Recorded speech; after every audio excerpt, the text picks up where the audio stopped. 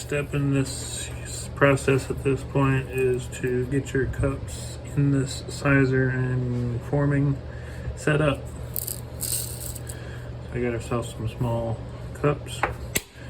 There are only a few number 41s in this batch. The batch being a half a quart-sized mason jar that I know are mainly small pistol.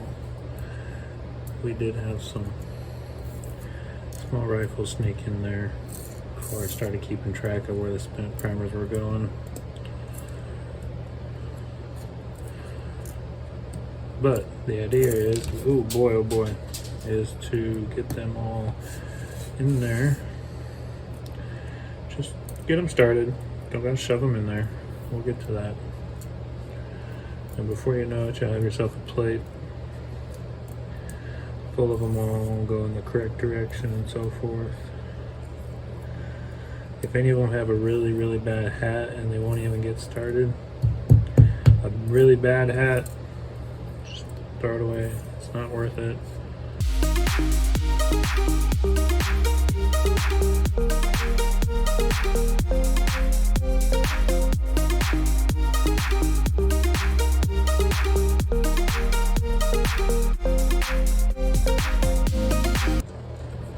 Alrighty, now they're all placed.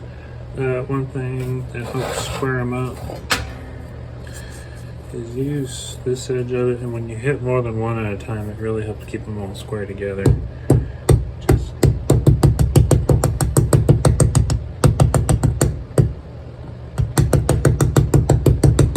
figure out where square is and then do that number. Just helps get them all started square.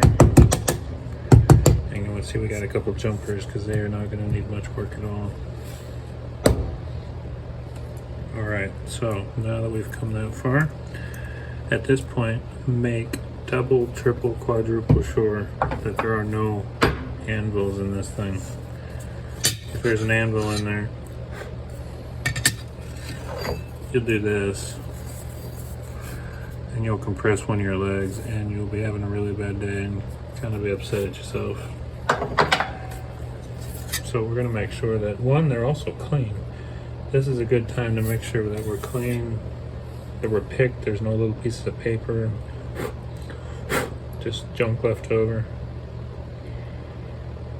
And I think we look really good.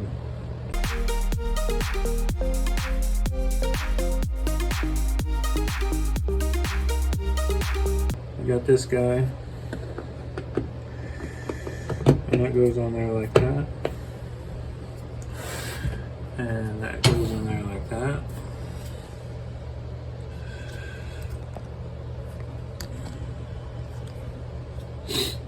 And I use this not for strength, but just to take up the space, really.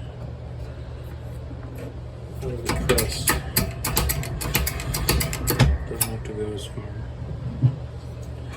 And now for this one, we're just pulling on it a little bit, putting one finger pulling on it, two maybe, and not pulling on it. I don't know if I had to put a number on it, say I'm pulling on it with about 5 to 10 pounds of force. You can feel it when it quits moving. It's hydraulic. I mean, it's putting quite a bit of pressure on it.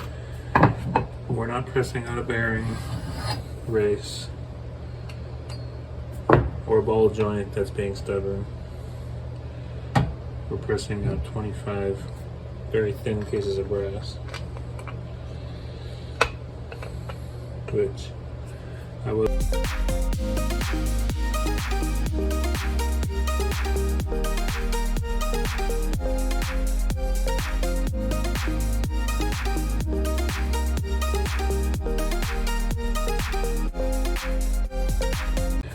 So at this point, we've got them all pressed out, and what we can do is we can QC them and see if there's anything we don't like.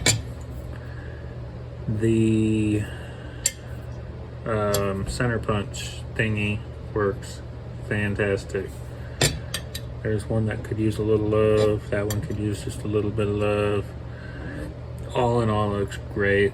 This is just an extra step. And really, you can look in here, and if you see anything in the center sticking up, just give it a couple taps. You can actually see from this side the little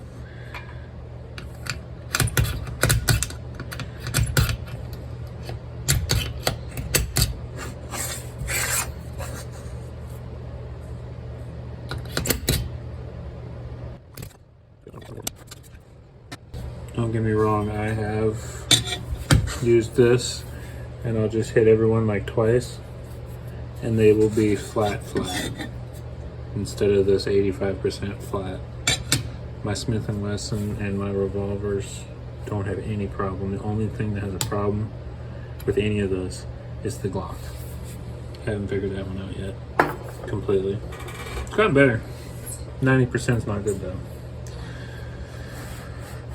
So that's the end of that, and we do that as many plates as you have. And they'll be sized and formed. How about them apples? You can't stop me now.